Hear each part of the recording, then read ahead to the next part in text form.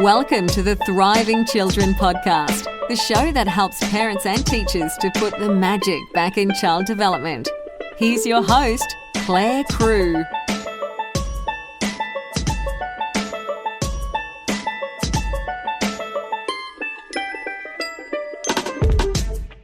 This is number 76 of the Thriving Children podcast. I'm Clare Crew, and in this episode, we're looking at part 2 of tummy time.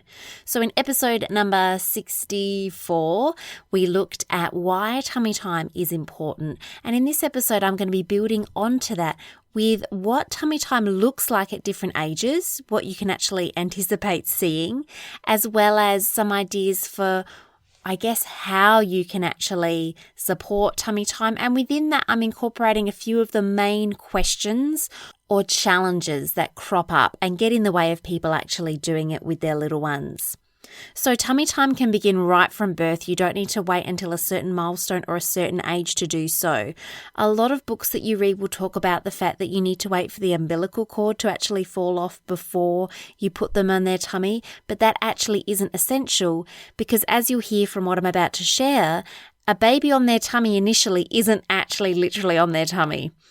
What I mean by that is that in the first 4 weeks or so of life, a baby on their tummy rests on their cheek and they're occasionally lifting up their head and turning to the other side to rest on the other cheek.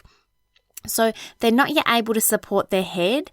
It might look a bit squishy for us, but actually this is a really important stage for, building the neck muscles and developing that turn of the head.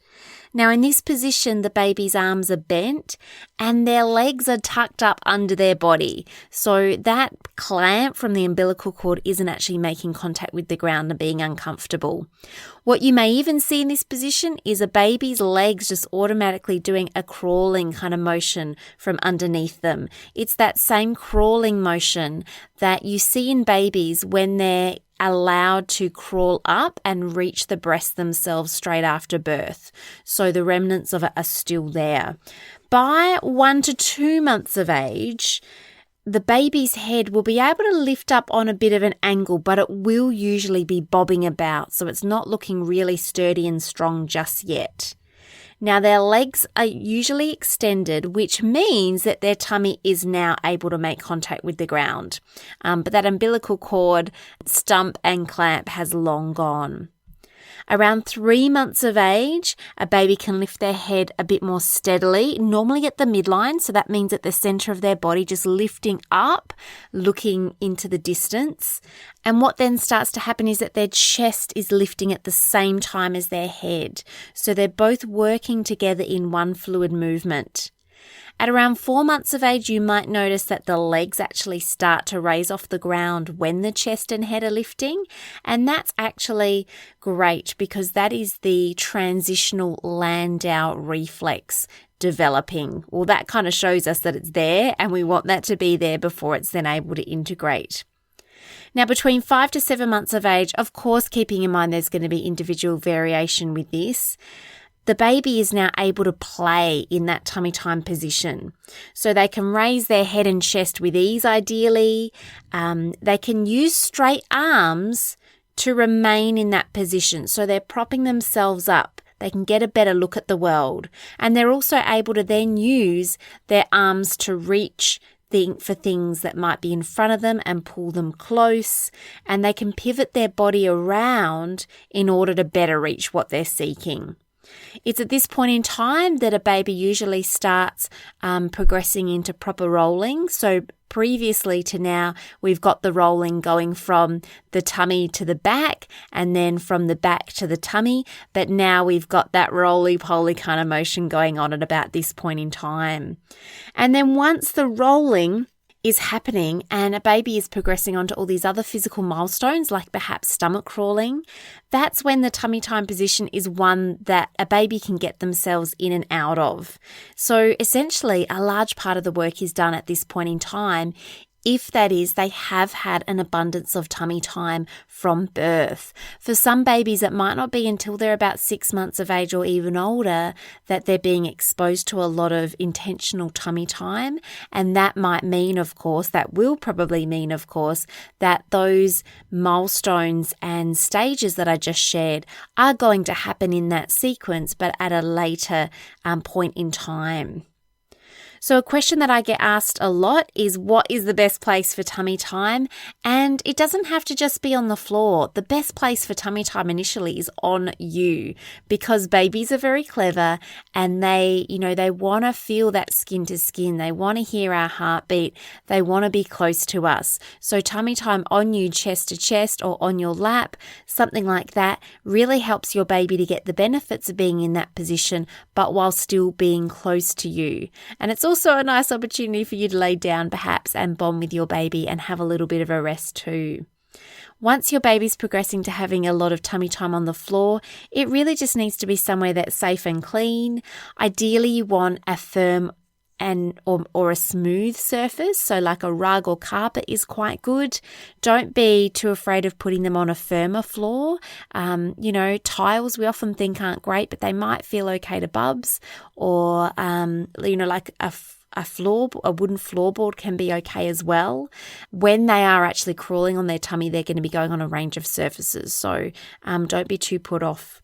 And I really feel as well that experiencing those different textures, having that contrast, is really helpful for sensory development. So sometimes, for example, you might go outside and do tummy time on the grass or in a pile of leaves, and that too is going to offer some different sensations. Now, I do think that something that happens commonly with tummy time is that we hear our baby making all these strange sounds and we interpret those to be unhappy sounds. And certainly sometimes they are, but I think that it's really important that we really just pause and really tune in with the sound that our baby is making. If it is something like a cry, absolutely pick up your baby or move them out of that position. But when people are working at the gym, for example, and they're exhausted and they're doing those last few reps, often they are grunting or they are making noises that show that they're spent, essentially. And that's what we often see with our babies on their tummy. If we rush in to move them out of that position as soon as we hear some sounds, we're actually robbing them of some of those experiences that they ideally need to get on their tummy. So just keep in mind that not all sounds are negative. If you look at the bigger picture, we know that we're laying these foundations for the brain and the body through tummy time.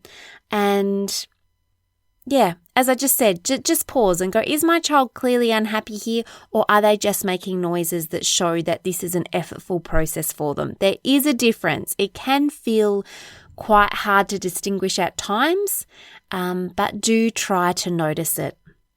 Reflux is a condition that lots of children experience as babies, and it is a common reason that people say that they didn't do tummy time with their children. Now, I was very unfortunate in that I received 3 very refluxy babies, and not from the point of view of spilling, but from the point of view of silent reflux, babies who were in a lot of pain feeding and who, if given a choice, would rather not. They would rather starve. So I know all of the challenges that comes with reflux. You as a parent are way more likely to be burning yourself out when you're caring for a child like this. And I guess you're more likely to gravitate towards anything you can do to make your baby as comfortable as possible. And that makes perfect sense. But tummy time for reflux babies is really important actually for strengthening not just the outer muscles, but the internal muscles. When it does come to tummy time for reflux babies, I really feel that timing is everything. So there's often a routine that is advocated that babies feed, play, sleep. So that essentially means that they'll feed as soon as they wake up from a sleep, then they'll have their playtime, and then they'll have the next sleep. And what I say for reflux babies is that you really need to have tummy time when they first wake before a feed, then play, then sleep.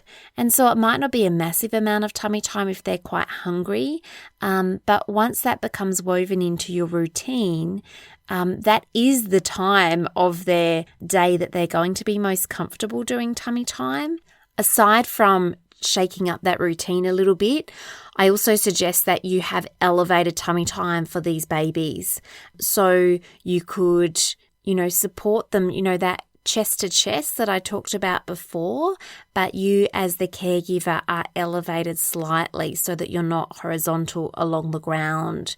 You could use a wedge, you could use a gimbal for them to do some gentle rolling on, but their head kind of remains in that slightly higher position. Or you could put, a rolled up towel or one of those specifically made tummy time cushions underneath their arms so that they've got that help from gravity to mean that position isn't going to further exacerbate their reflux. Now, if you have a baby who you think has reflux, but they're quite comfortable and they just spill a lot, they're chucking lots, just make sure that you've got some, old towels and things. We've just got this packet of colourful old style kind of terry toweling nappies that we've never actually used as nappies, but that are always there for spills and things. So, do what you can to protect those surfaces. But if they seem comfortable, there's no reason not to do it. Likewise, though, I do think that timing the tummy time prior to that feed will be helpful in that regard as well. Now, one conversation that seems to come up a lot for me is the idea that baby wearing, that is, wearing a baby in a sling, is enough for a baby to develop the core strength that they need, and therefore they don't actually need tummy time. And I love attachment style parenting. My little ones being unsettled were in slings quite often, especially my second and my third, being that I had other children to deal with too. But having said that, it's really important that tummy time and floor time in general happens in addition to that baby wearing. Because yes, there are cultures today where children are worn in slings for the first 12 months or so.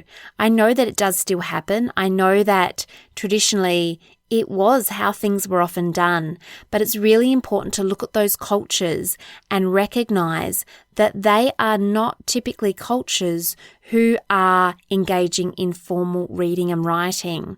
So these are cultures where the literacy is storytelling. That's how they teach their lessons. That's how they maintain their history. That is so much a part of who they are as a tribe, as a culture. And these children who obviously go into adults have amazing long distance vision, which is what you need when you're, searching for food or being cautious about predators that may be around. But that's actually not enough for us in our modern Western world. If we are wanting children to develop visually, to be able to do reading and writing, they must have that floor time, specifically tummy time. And if they are baby wearing, yes, they're going to have a beautiful attachment with us most likely. And, they are developing strength in some ways, but it cannot trump tummy time. So please, people, make sure that floor time is still part of what you do with your baby. Another question that I do get asked quite a lot is, why does my baby hate tummy time? And sometimes this question gets asked later down the track as well. It will be a parent who's saying, oh, my child always hated tummy time. And typically I find that the babies who need tummy time the most, who are already a little bit vulnerable, they're the ones who also dislike it the most. And there's obviously a variety of reasons that a baby may struggle with tummy time. The one that initially comes to mind for me is that they may have low muscle tone. So muscle tone is all about the resting strength of the muscles in the body. So it's not about how heavy we can lift things or anything like that. It's about how our muscles feel at rest. And over time, you can kind of see this in children when you're watching them. But I don't know if I've said this on the podcast or if I've just said it at my workshops, but if you're not sure how tummy time looks for older children, not tummy time, if you're not sure how muscle tone looks for older children, if you're, for example, holding hands with two children for a circle game and one hand just feels about right and the other hand feels quite heavy and floppy, that's the best way I can describe low muscle tone. So with low muscle tone, your muscles aren't as strong in that resting position. So tummy time, for example, is going to be way more strenuous. In fact, doing anything is going to be way more strenuous, especially when later on in your childhood and your life you need to defy gravity. Things become quite problematic. Aside from low muscle tone, it is just a position that children take a while to get used to. It is quite effortful. It isn't as easy as being on your back or being held or being propped in a seated position. So it is something that our babies need in very small doses, but frequent doses, and ideally the earlier you start, the more successful you will be. And people often don't believe me with this, but you actually will get to a point where your baby loves tummy time. And that's where we got with all of our 3 children. Even though with my first, in her first 6 months of life, I didn't really get how important tummy time was. We'd still been doing a bit of it. And I guess then once I was learning about how powerful it was, we kind of, got down on the floor and did a whole lot more with gusto. So know that your baby isn't going to love it straight away, and really keep the sessions short, sharp, and shiny. Now, as far as getting into a routine with tummy time, this could apply to you in a home setting. This could apply to you in a daycare setting in a baby room. I would definitely say to have shoes off for much of the day, probably all of the day. Babies really don't need shoes. And, even with socks potentially, because there's a lot of powerful kicking and foot and toe contact that happens when a baby's on their tummy, and also on their back as well, which is really important to feel all of that sensory information through your feet. Our feet collect heaps of sensory information and proprioception and send that information up to our brain. But if we're blocking those sensations with footwear, it's much harder for children to become integrated. I'd also say to, where possible, it might not be all the time, but when you're specifically doing tummy time, try to reduce the bulky clothing layers. So if you can, if you're in a hotter climate, definitely just strip down to the nappy or even have some naked tummy time. But definitely, remove big jackets. Try to have bare knees and elbows if possible, because again, that contact with the ground is really quite powerful. And that might be easier in a childcare setting than at home, making sure that heating is cranked up. So very much reduce the use of containers, things like bumbo chairs. What else? I've lost the ability to speak, I think. What are they called? I'm picturing them all. The rockers, the bouncers, things like that. The more you reduce those kind of contraptions, the more successful tummy time is likely to be. The golden rule that I find with tummy time, if you're trying to increase it for children, is because it's not like a 10-minute once a day thing or a 20-minute once a day thing. As I've already said, it's got to be very frequent but very short bursts. So it might even just be like a minute here and a minute there, especially for a young child.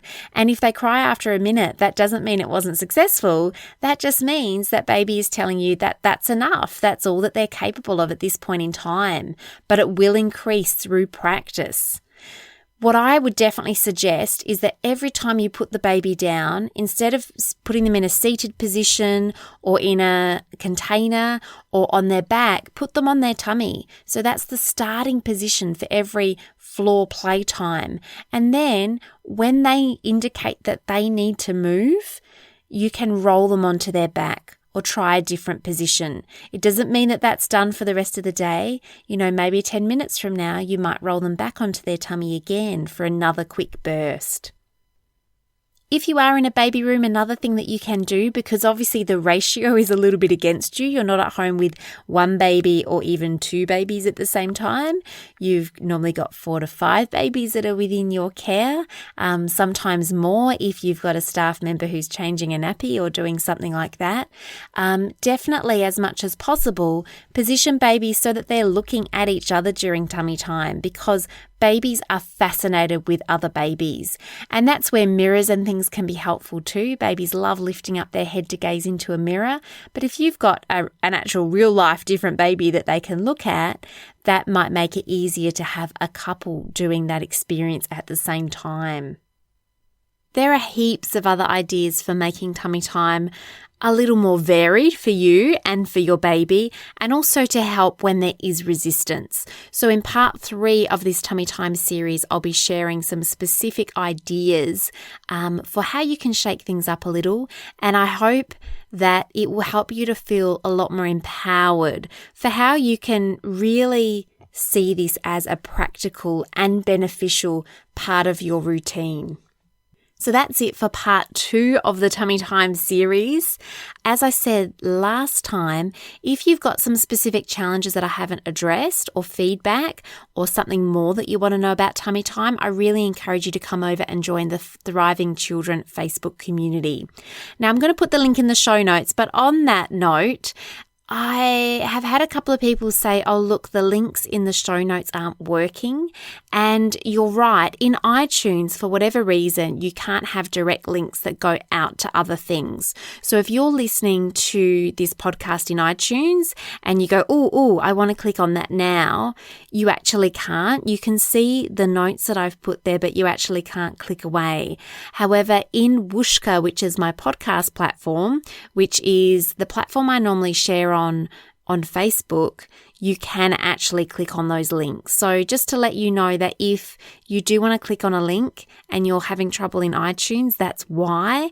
And you just need to head over to my Whooshka platform so that you can actually find those links more easily. Before I go, I just want to give you guys a heads up that term 4 for the Thriving Children Book Club is now open and will be for another couple of weeks.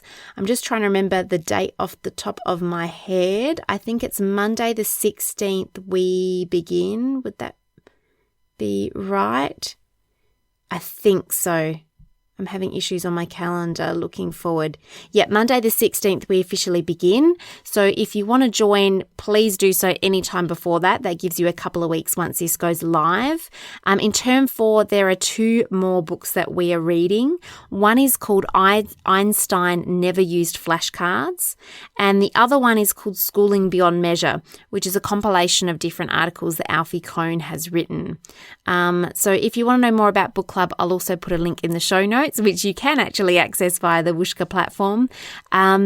Typically what happens in book club is we all read a book at the same time. So the first half of the term we read one book, the second half of the term we read another book, and then I present a webinar sharing the key points, and I create and share with you a book summary report. So some people read along, some people just like to be in the group and learn via osmosis and kind of feel like they're doing that reading that they often don't feel that they have time for in part of their life as a parent or busy life as an educator. That's the end of this episode of the Thriving Children podcast. Until next time, be kind to yourself. And P.S., you may have noticed that I gave a hint at the end of the last Tummy Time episode about a very special guest coming on the podcast. If you didn't work out my clue, that wonderful person is Maggie Dent. And yes, she is coming on the episode. On the podcast, I should say, we had to postpone the recording. So she was going to be the last guest in the schedule to go live, but actually that is now next week's episode. So if you want your mind blown, Maggie and I are talking about schoolification. So essentially about the push down of academics and all sorts in the education system, which is really to the detriment of our children's childhood. So if you want to listen to that one, make sure you subscribe and it will pop up in your feed ready next Friday. Thanks for listening to the Thriving Children podcast. For even more goodness, visit thrivingchildren.com.au.